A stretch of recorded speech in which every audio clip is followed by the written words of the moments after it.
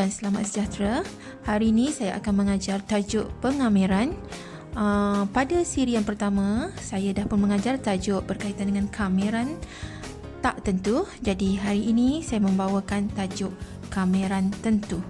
Okey, jadi untuk kameran tentu, dia melibatkan ada had. Contohnya dekat sini, kamerkan fx dx. Okey, dia ada hadnya, iaitu dari A ke B. Okey, jadi di sini kameran ini ialah katalah jawapannya kita dapat GX.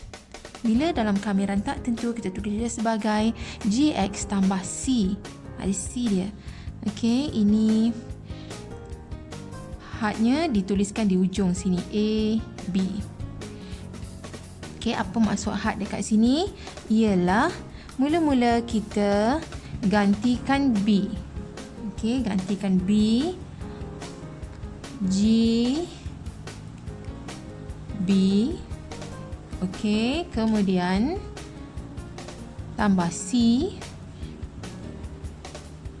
Okey, tolak dengan kita gantikan A. Gantikan nilai A pula. Okey. Kemudian C masih ada.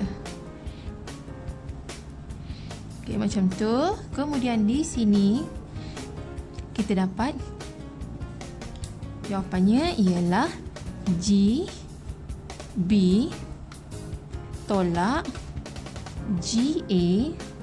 Ni tambah C, tolak, tambah dia akan jadi tolak C. Jadi tambah C, tolak C akan dapat kosong. Untuk nilai C ni dia akan hilang. Jadi setiap kali kita buat kameran tentu, jadi nilai C dah tak perlu tulis lagi. Okey. Jadi contohnya di sini cikgu bagi, katalah diminta awak buatkan kameran, selalunya dia suruh cari nilai.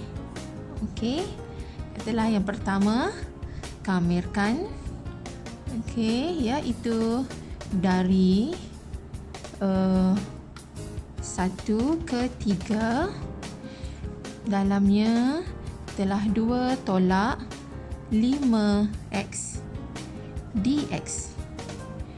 Okey, bila kita kamerkan yang ini macam biasa. Kamerkan 2, kita akan dapat 2x. Okey, kamerkan 5x, kita akan dapat 5x kuasa 2 per 2. Okey, kemudian buatkan tanda ini. Tanda ni ada letakkan hadnya dekat situ. Hadnya ialah dari 1 ke 3. Okey, bila kita dah kamerkan, tanda kamera ni tak perlu tulis lagi.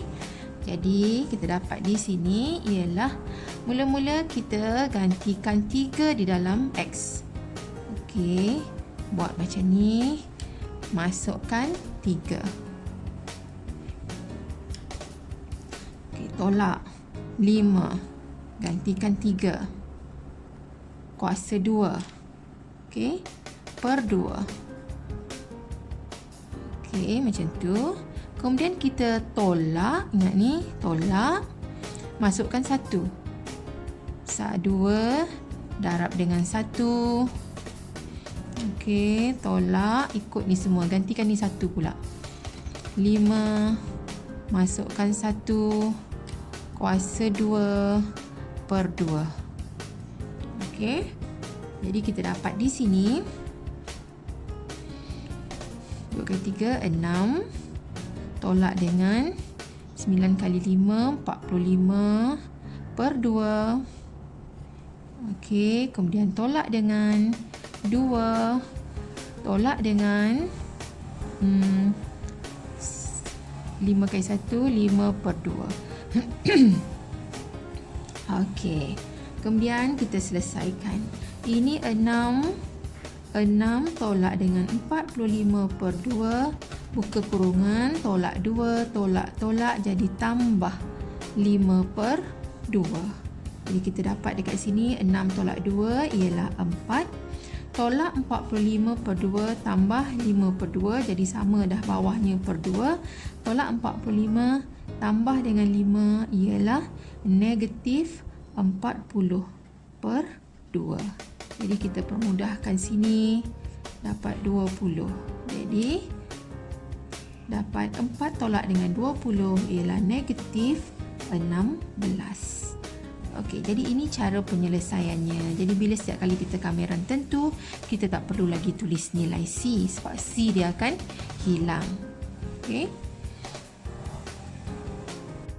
Okey, contoh yang kedua ialah diberi kameran yang mana hadnya dari 0 ke 2. Yang kecil biasanya di bawah, yang besar di atas. Okey, untuk kameran bagi 3x tolak 4 kurungan ada kuasa 3 dx. Jadi untuk yang ini, kameran yang ini ialah kita kamerkan dulu. Okey, cara nak mengamelkan yang ini, 3x tolak 4, kuasanya bertambah dari 3 tambah 1 jadi 4 per 4. Dan jangan lupa untuk bentuk yang ini yang ada kuasa ni, kuasa N ni kita perlu darabkan dengan A-nya di hadapan. Okey, X ini di depannya 3, jadi kita turunkan 3 di sini. Okey, kemudian kita buatkan tanda kurungan, letakkan hadnya di luar 0, 2. Okey, jadi di sini kita dapat mula-mula ini dapat 3 kali 4, 12. Okey, kita boleh sahaja 12 ini kita letakkan di luar. 1 per 12. Boleh letakkan di luar macam tu. Jadi yang dalamnya tinggal 3x tolak 4 kurungan kuasa 4. Jadi mula-mula kita gantikan 2. 3. Okey, darab dengan 2. Tolak 4 kuasa 4. Okey, kemudian kita tolak. Kita gantikan kosong pula. 3 darab dengan kosong. Tolak dengan 4. Kuasa 4. Okey, yang 3 kali 4, 12 saya dah letak di luar ya. Jadi di sini saya dapat 1 per 12. Selesaikan bahagian dalam. Kita dapat dekat sini 3 kali 2, 6. 6 tolak dengan 4 ialah 2. 2 kuasa 4 ialah 16. Okey. Tuliskan di sini 16 tolak dengan ini darab kosong, 3 darab kosong, kosong. Tinggal dekat dalamnya ialah 4 kuasa 4.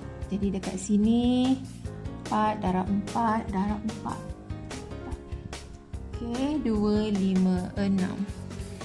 256 iaitu negatif 4 kuasa 4. Dapat positif. Ni tanda negatif ini daripada sini. Okey, negatif 4 kuasa 4 jadi positif 256. Okey. Jadi di sini selesaikan 1 per 12 jadi 16 tolak dengan 256. Dapat di situ ialah negatif 240. Jadi kita bahagikan dengan 12. Jadi kita dapat jawapannya ialah negatif 20. Okey. Jadi itu contoh yang kedua. Kita nak pergi kepada contoh yang ketiga.